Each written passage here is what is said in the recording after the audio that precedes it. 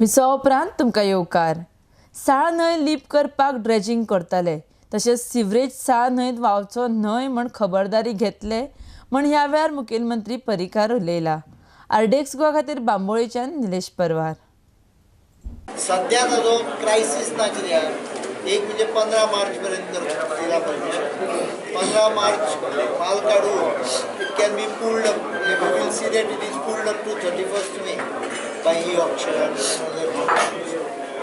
So basically ह्या सिजनाचो विशय जालो. Let us plan properly not in कितें आतां तें बजेटान करतले न्हू. बजेटान हांव पयलीं बजेटान करतले. बजेटाचो विशय बजेटान करतले.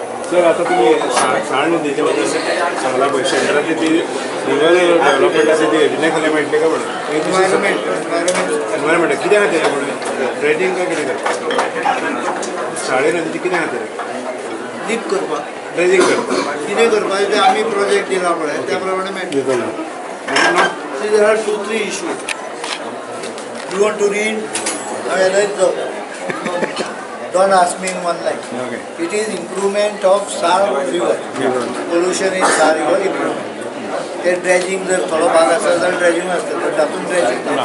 This is improving the effluent which is going to Sar river. Part of it we have already be केला. It is to ensure that dirt and sewage doesn't flow into Sar water.